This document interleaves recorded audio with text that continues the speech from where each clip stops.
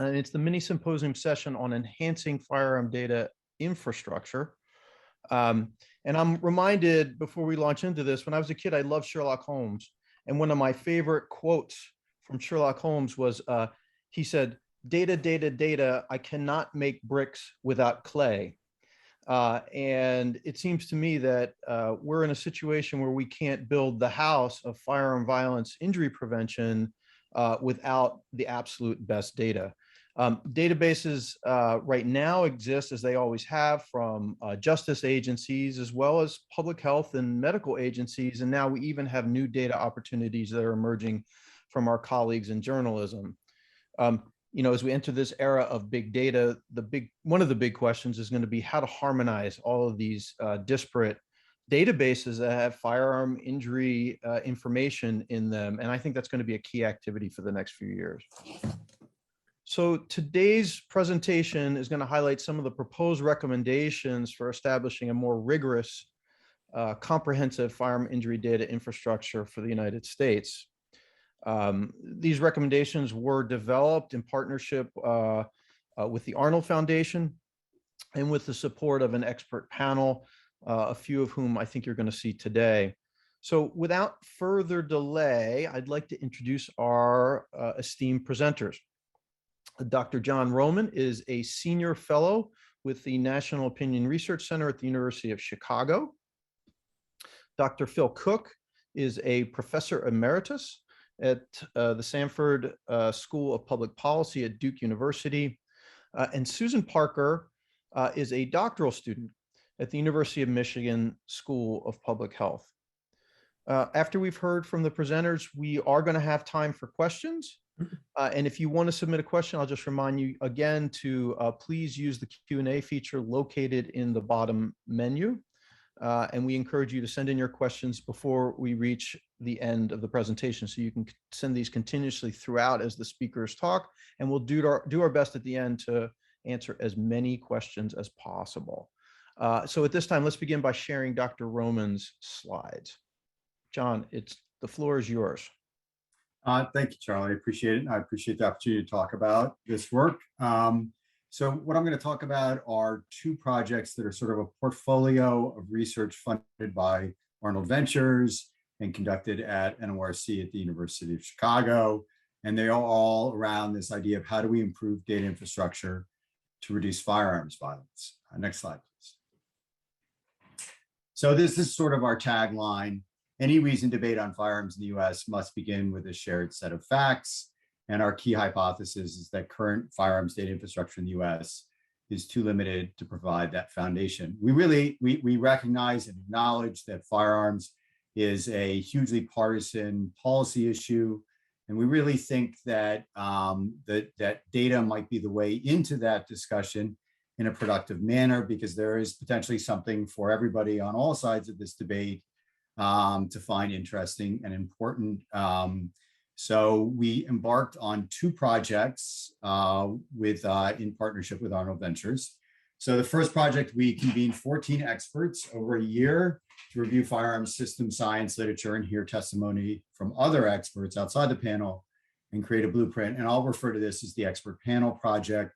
Our 14 experts include leading academics in medicine and economics and criminology, as well as folks on the ground in public health departments in big cities, people working on integrating data in their counties, and former chief scientist of the US during the Trump administration. So we had a wide and varied set of experts. That led, the blueprint was the ultimate product from that study.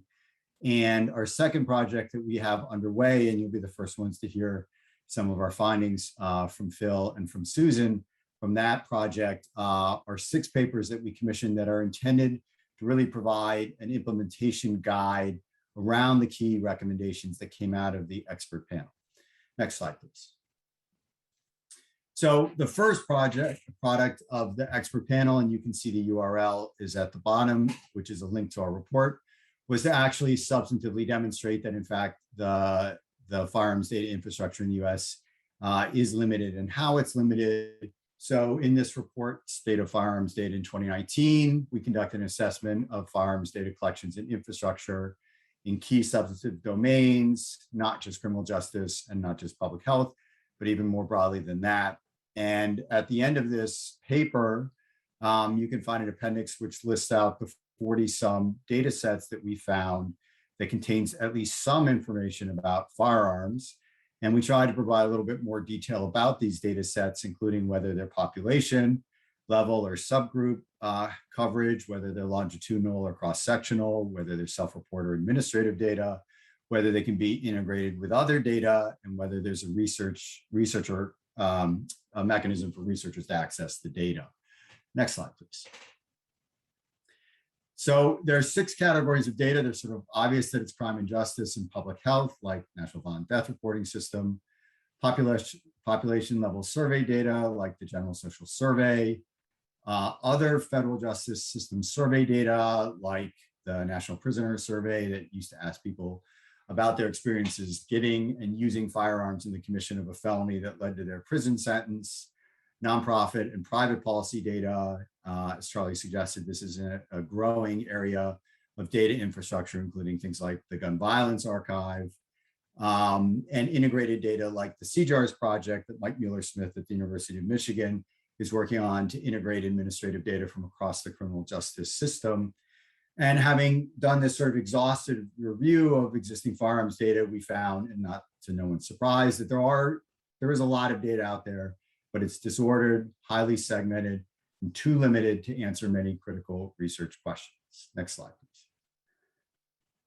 The second paper that came out, again, the link is at the bottom of the screen, was this conceptual framework for understanding how to identify gaps in the firearms data infrastructure and where to make improvements. So there's 4 cells here, starting at the upper left, comprehensive data for research and policy making.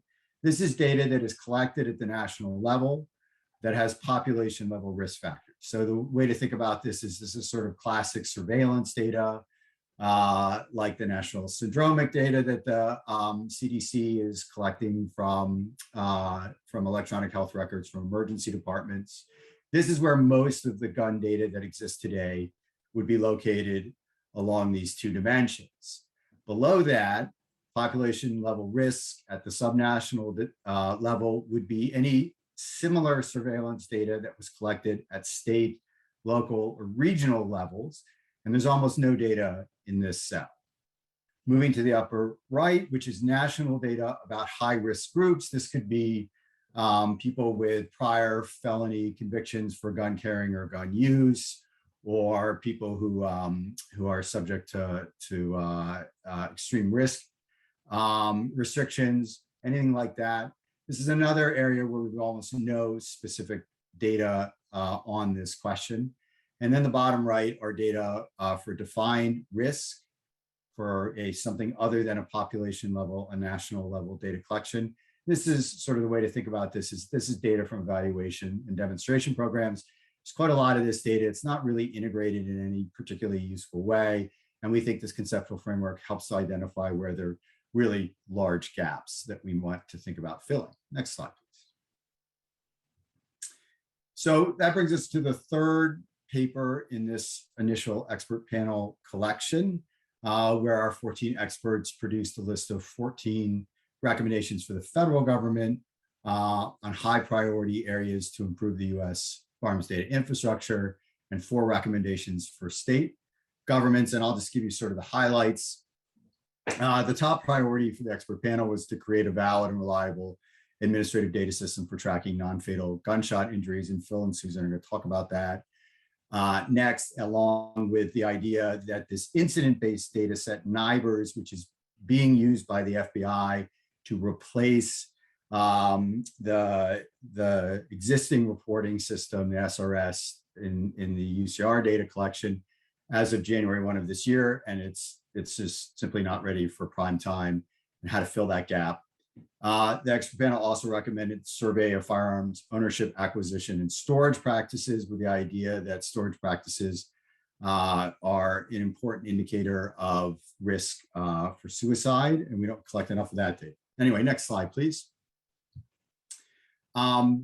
And then a lot of information a lot of guidance was offered to the federal government to improve the timeliness, consistency, and comprehensiveness of federal data collections and how that gets out into the world. Next slide, please.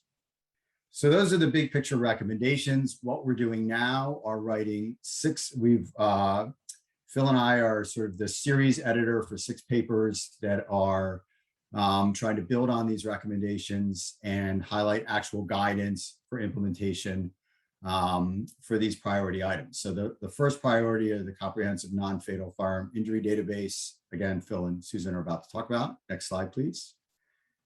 The second is this idea of increasing the supply and demand of federal firearms data and research. The idea here is that because data is so limited and so late, and the research that accompanies the release of data is so boilerplate, that in effect it suppresses demand for the use of these data by researchers.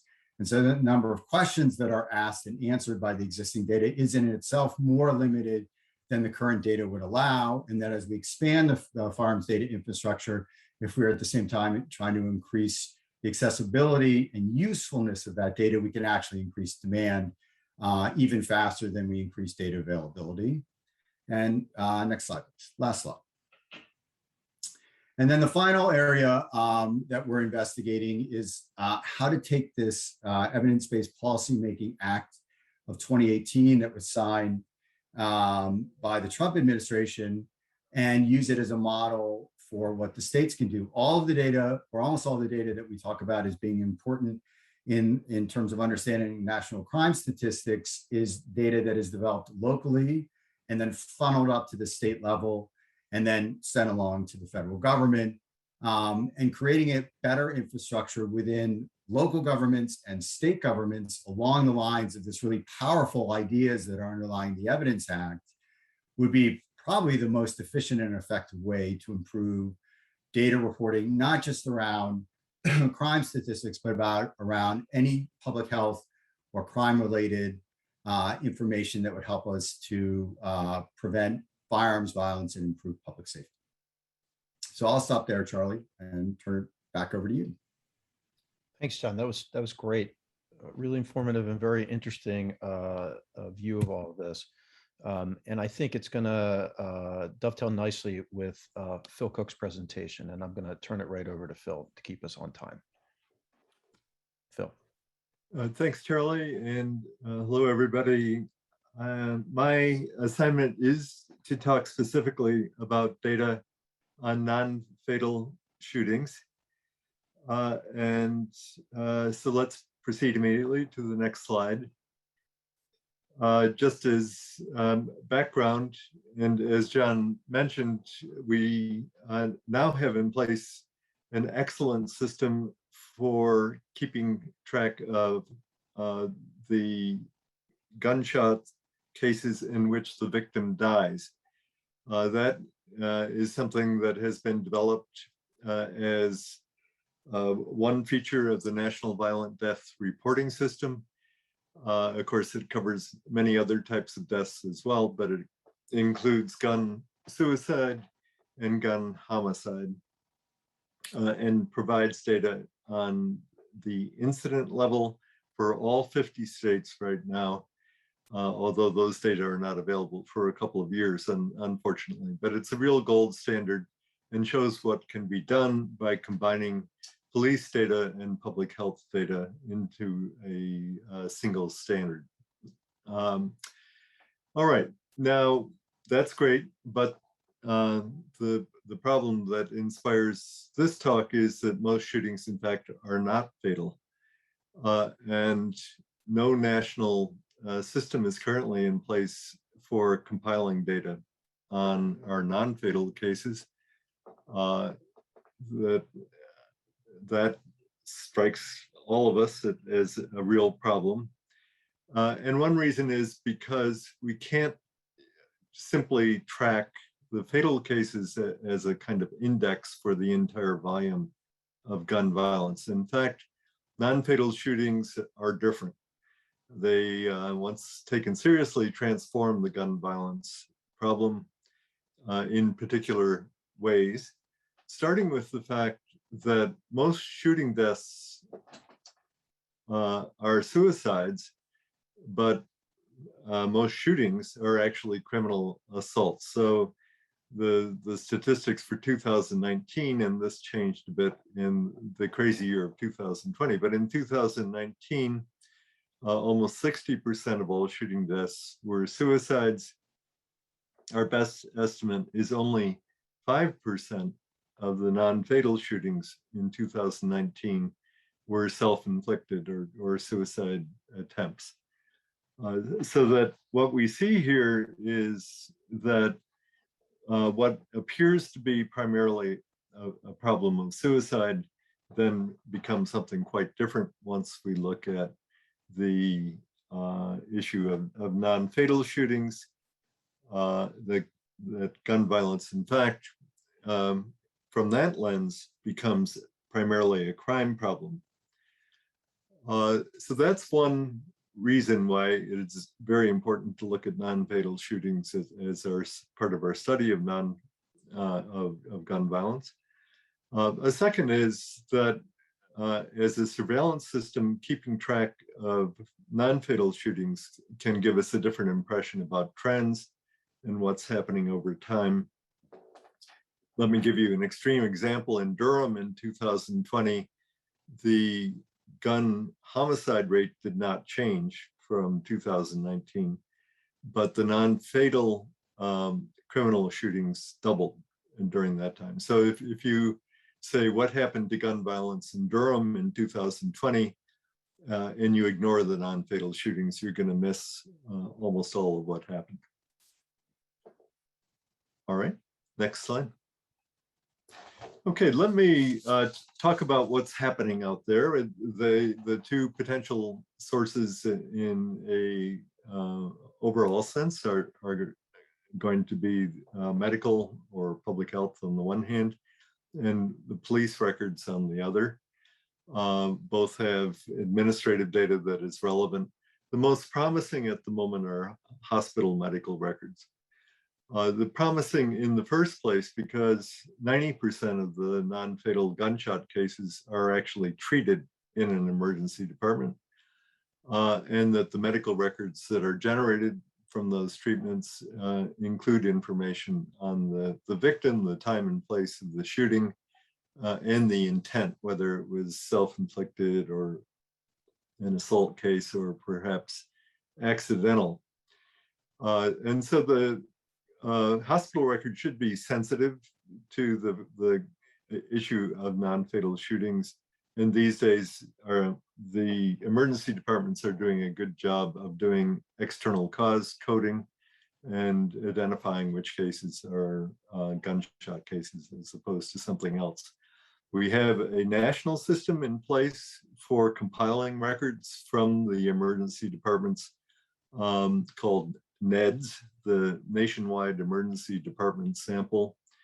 It is a huge sample based on 37 states that are doing full reporting, and it captures the results from 990 emergency departments, about 20% of the total.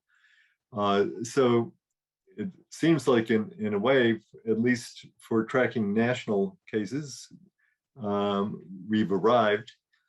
The problem primarily with NEDS is that it's not doing a particularly good job of coding intent, that is dividing cases according to whether they are assaults or self-inflicted or accidental.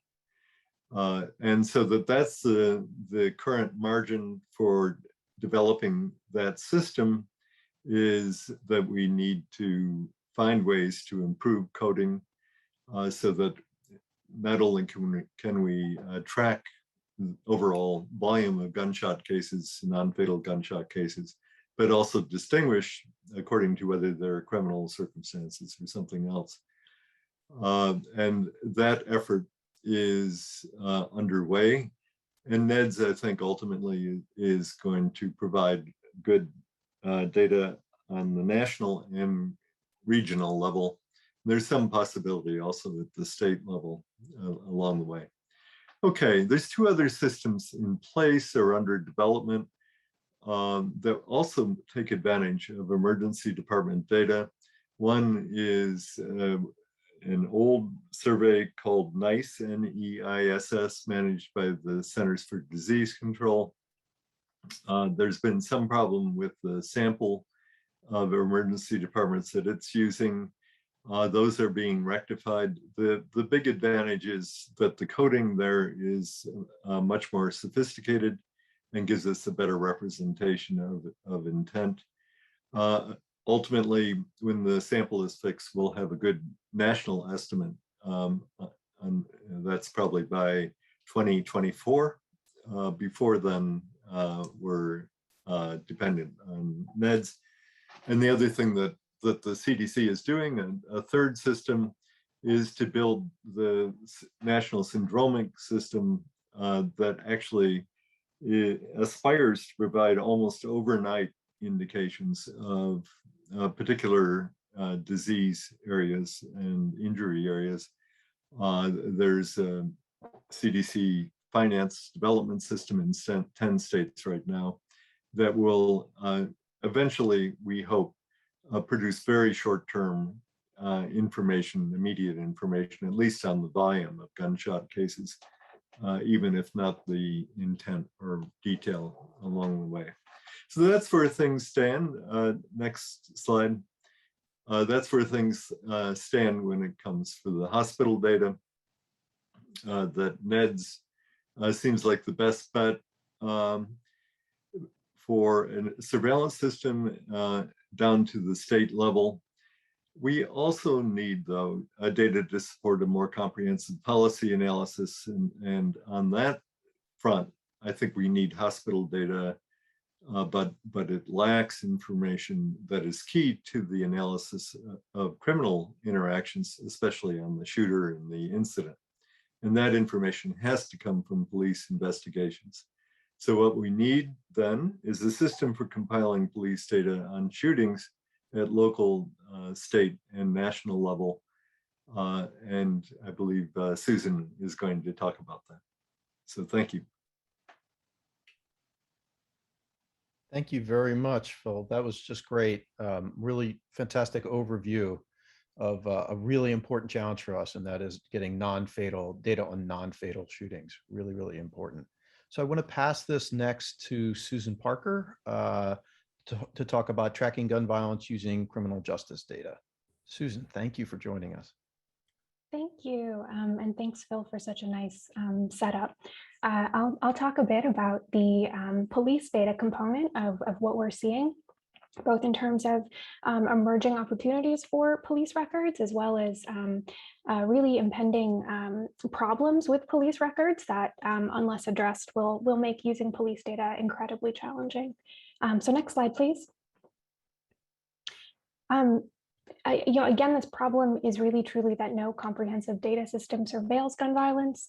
And when we think about gun violence as not just a gunshot wound, but the assaults and threats that occur with a firearm, we really do need police data.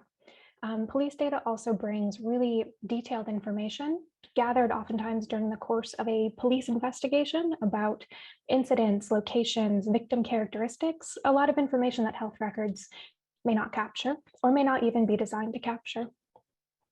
And this is also important because the majority of non-fatal gunshot wounds are the result of interpersonal assault. And so these criminal justice data are well matched to this type of intent problem. Next slide, please. Police data have substantial barriers, though, despite their promise in contributing to what we know about gun violence. So the way that existing federal crime data is set up, we don't count gunshot wounds or even firearm discharges. We count crimes that are committed with a weapon. So we don't know if that weapon was discharged in the process of the crime incident occurring. And we don't know anything about the victim as it is right now. I'll talk about some really promising policy changes that the FBI is considering that may be adopted in a little bit. But another problem is that police agencies may have differing definitions of non-fatal shootings, which make aggregating them a challenge at the moment. Again, this policy change that the FBI is considering may help in this way. But just to give you a sense of the difficulty, some agencies who may have a non-fatal shooting can sometimes classify this, if the shooting was, say, at a car and it was a drive-by, may classify this as a property crime, whereas other agencies will view this as a non-fatal shooting with the potential for a victim. And so the state statutes may classify these differently, which then also compounds this problem of aggregating, what is a non-fatal shooting to the national level. And finally, some agencies, though this is not the case with all, they may just have difficulty adapting systems to track non-fatal shootings, because this has not been in a feature of the way that federal criminal justice data has been gathered for 80 years now. And so making this adjustment can be complicated, especially for cash-strapped agencies, though it is important to note that the majority of large agencies, by one count, 70% of the top 40 agencies are able to report non-fatal shootings. Within their Major City Chiefs Association, they did this from 2017 to 2018, but elected not to continue with the reporting due to different definitions between departments. Next slide, please. I'll talk a bit about the two primary data sources that we're looking at for this report, and talk a bit about some of the alarming changes and some of the promising policy changes as well.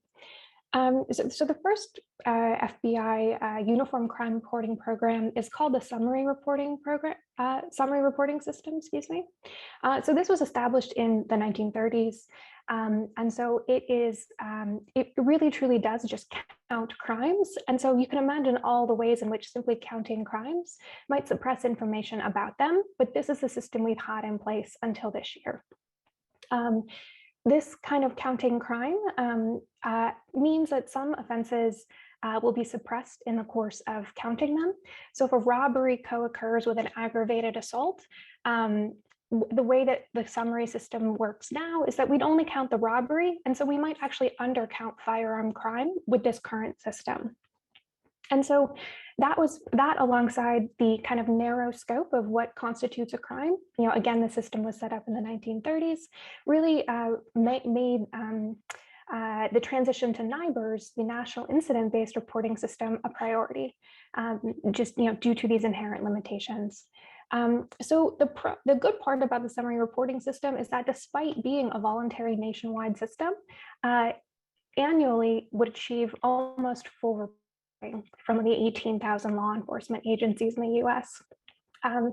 NIBRS, however, is often described as complicated and voluntary, which should lead you to guess what the participation rate is. And this is a huge problem. NIBRS has incredibly low participation, and we'll address just how bad this is going to be in the subsequent slides. NIBRS does gather valuable victim injury data and has a few really promising policy proposals, which I'll talk about next. And then we're not thinking very much about the crime victimization survey.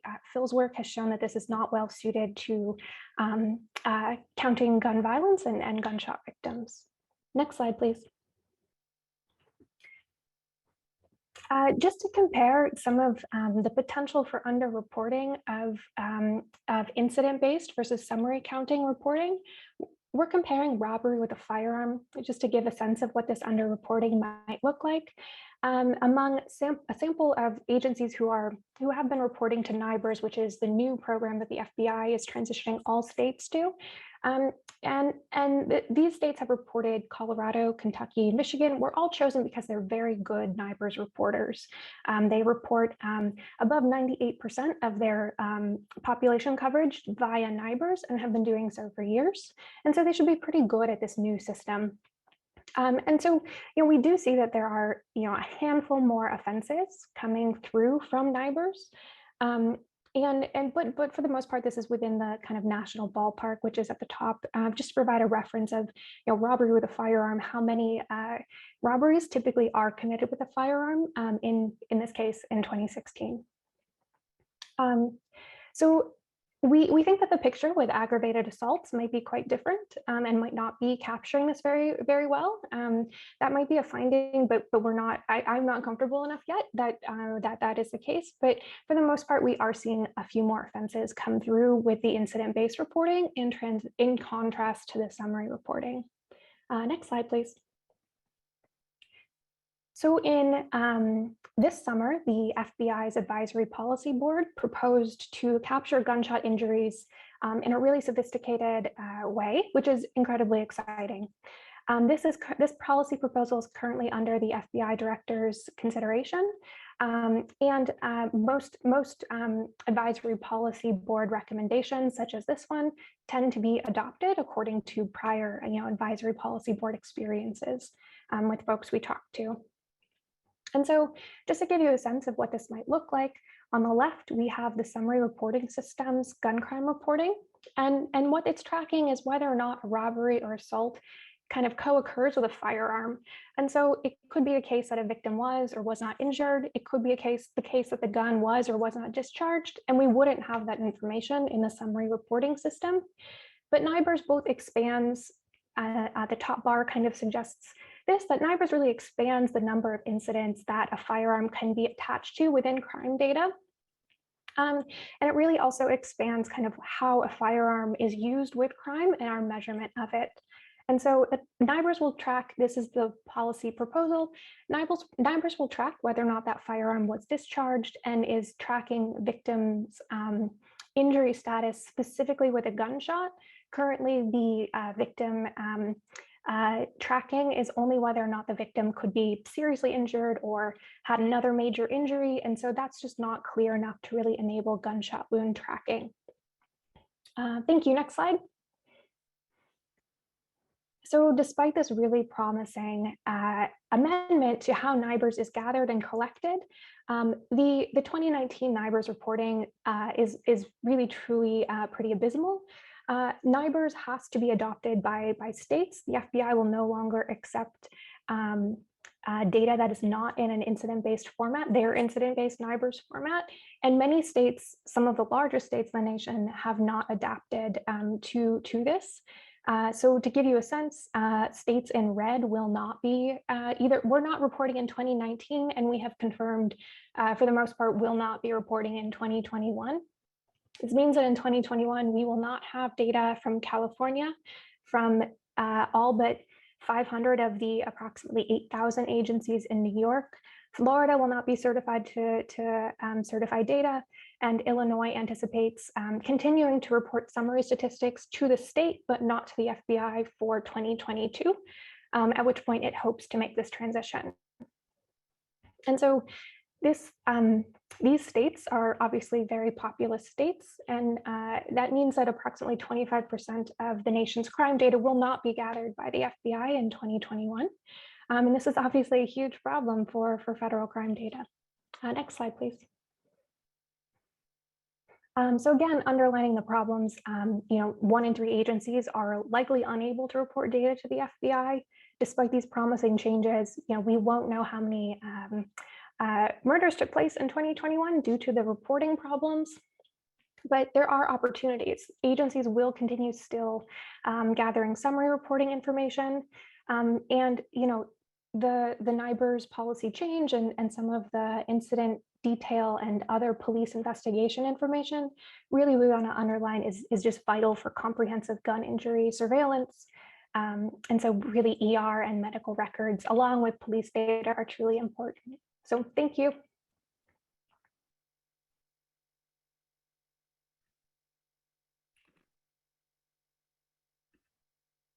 Hi, my video has been stopped. So until someone gives me the power, you all are going to just have to listen to me. Start my video. There it is. Hi, everybody. That was fantastic. Thank you, Susan. That was just great. And, it raises a lot of great questions. In the end, you start talking a lot about the NIBRS and wow, what such a database with such promise, yet the data holes are pretty enormous, I think is part of the message that you're giving us. If Susan and Phil would also put their videos on, because someone has given you the power to do that now, which is wonderful.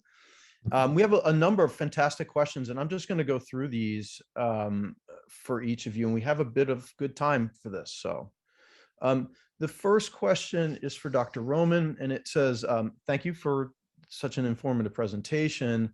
Regarding the recommendation for a national survey on gun ownership, and given the challenges that the federal government would likely encounter in attempting such a survey, do you have any thoughts about any innovative approaches, I guess, to overcome that? Yeah, I mean, I appreciate the question, right? So we're the National Opinion Research Center, so we are, well versed in the challenges of collecting survey data in 2021, and especially the partisan divide that is affecting response rates. It's a relatively recent phenomenon. I wouldn't be quite ready to give up on a national survey. I think it's been done well in the past. I think we can do it well again. I think there are opportunities to incorporate these questions into other national surveys that have a broader lens, like the General Social Survey. Could have comprehensive questions around firearms purchases, use, ownership, storage. And I also think that, Charlie, to your point at the beginning about big data, there's opportunities to exploit that as well, especially around things like credit card data, around purchases of firearms, ammunition, storage devices, et cetera. That could also help us understand this. And then all sorts of new survey research techniques, like, there's limitations to MTurk, but it's a new tool that we should, that help us triangulate around this kind of difficult survey question. Very much. Yeah, there are some challenges, and the General Social Survey, don't you all run that at NORC as well, right? I'm trying not to do a commercial, but no, I got it. It's great. That is run at NORC, yes. That's fair. But that's a great example of something that really provides the nation quite a bit of key information. The next few questions I think are for Phil, and I'm going to take these one at a time. And someone asked about, and because I guess we didn't see it, we saw the NVDRS as part of your presentation, but someone's asking about the Whiskers at the Centers for Disease Control. And Whiskers is a online data usage tool that does use the NVDRS as part of its system, but it also pulls in data from an older sister survey, which is the National Vital Statistics System, which has all the death certificates in the nation that get reported up from county to state to CDC. I wonder if you could talk a little bit about Whiskers and its and how that's fit into your group's discussions. Yeah, I think Whiskers is a model of sorts. It's organized by the CDC. It is remarkably user-friendly, to the point of just being fun. So if you want to do your own report on violence, that certainly as long as the violence is focused on mortality, then Whiskers gives you a lot of power in being able to do an analysis, at least as it comes down to counting things. Yeah, the most of the input has been from the National Vital Statistics System, but and currently that's available through 2019.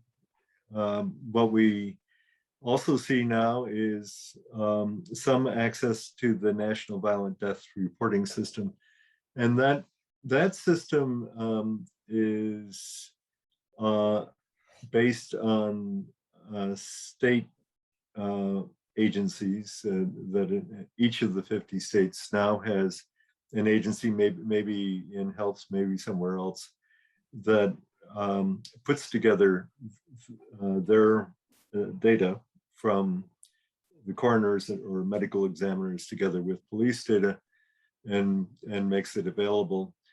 Well, all 50 states are now participating and all are receiving grants from CDC to do so. I don't think we have that many states that are actually have data online yet. So some of the older ones are very well represented, but that's what it amounts to.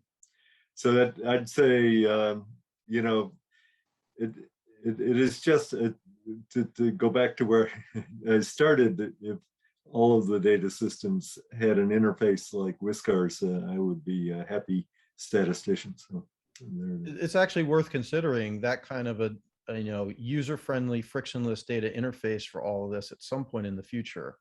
Really enhances the data in the end. So Phil, there was another question that came up, and as long as we have you continue on different data products here, and you and I were talking about this a little bit in the back, but there's a question about if you could talk about HCUP data. You mentioned the National Emergency Department sample, the NEDS, in part of your presentation, but do you want to talk about some of the other HCUP data and sort of where they fit into the discussions? Yeah, I mean, one distinction that I think is important here is between victims, gunshot victims who are treated and released from emergency departments and those who are perhaps first treated in an emergency department, but then hospitalized. Mm-hmm. And so if they're hospitalized, which something like half are of the non-fatal cases, then it will be picked up by a different data system. But the NEDS is comprehensive in the sense that it is pulling on all of the cases, whether they're just passing through or whether they're treated and released. Mm-hmm. And as I said, for gunshot cases, that appears to be something like 90% of everybody who is shot and doesn't die quickly, that they will be treated in an emergency department. So in principle, the medical records that come out of emergency departments should be quite comprehensive as a measure of the total amount of gun violence that involves gunshot injury.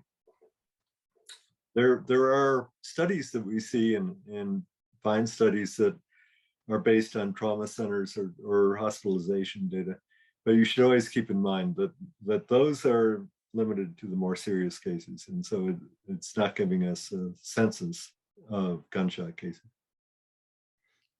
Thanks very much for that. And it's interesting to hear, and it's calling more for how to harmonize these data. What can you learn from the law enforcement and the justice data, and then from the public health and medical data as well. The next question is for Susan, and I'm going to read it and see if you can help us answer this.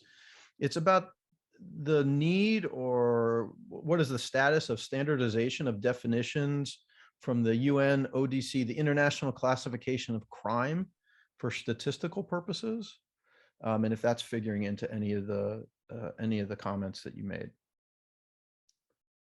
Yeah, so I think this relates to one of our policy recommendations that we feel it might be worth making, and it's a little bit circuitous, but I think what this is getting at is some sense of standardized crime reporting. And of course, we have 50 states, they each have their state statutes, and reporting both to state statutes and a national system is what they're already kind of bridging.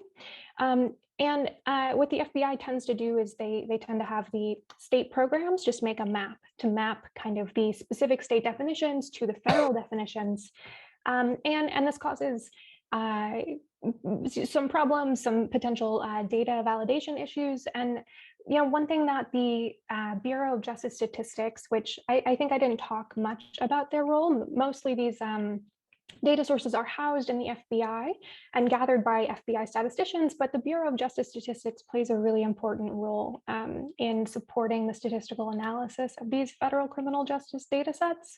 And one thing that they have done is they have put out a National Academy of Science report talking about how do we modernize crime statistics, and moving towards attribute-based crime coding is something that they have really thought about and think would be a promising way of getting around some of these standardization problems. And so we think that in some ways underlines the importance of the Bureau of Justice Statistics and a federal statistical agency's involvement in gathering federal crime statistics, which are currently being done by our nation's law enforcement agency. And so the difference between a statistical perspective and that one might be helpful. And there was another question, and then there's a lot more questions, and I think we're going to try to maybe answer those offline since we only have a few more minutes left for questions. But there was a question that might be a good follow-up for you too, Susan, is that, so I think, and it came at a timing when you were presenting the NIBRs, and the question is, should the FBI be, quote, encouraged to take action to fix some of these problems? Is there some sort of federal in reach that should occur for some of these databases? I think that's a really good question. Yeah, it is a really good question.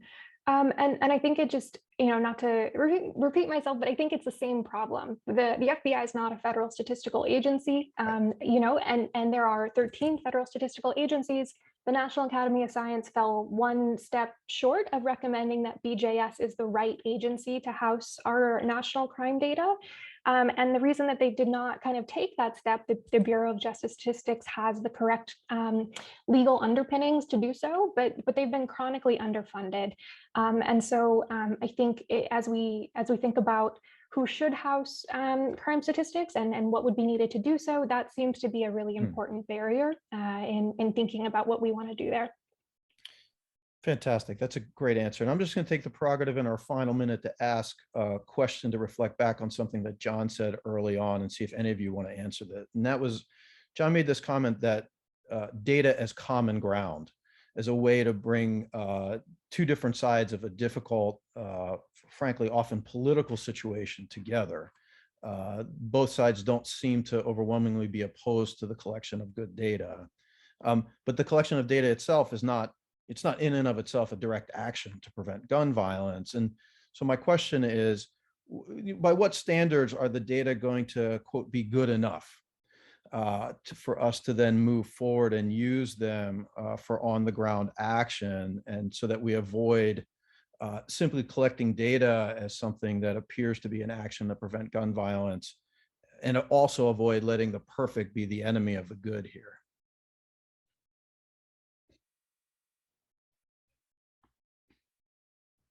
I'm trying to give Phil and Susan space to answer that question. I think what I would just say is, you could posit 30 reasons why the crime declined from 1991 to whatever, 2014. And each of them have some evidence and data behind them.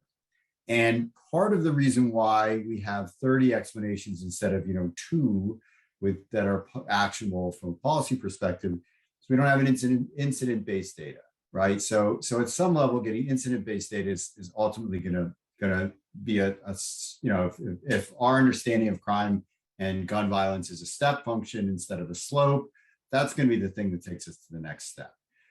Right now, we have data that's okay, that lets us say things about what happened in 2020 that are sort of generic.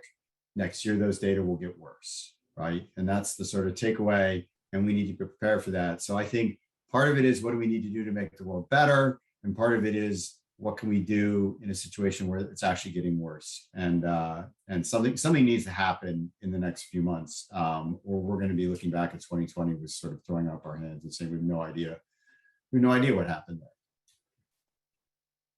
I think I went from an answer to a soapbox, but no, that's totally fine. Totally fine. I don't know if any of you have anything else. We have like less than a minute, but any other thoughts?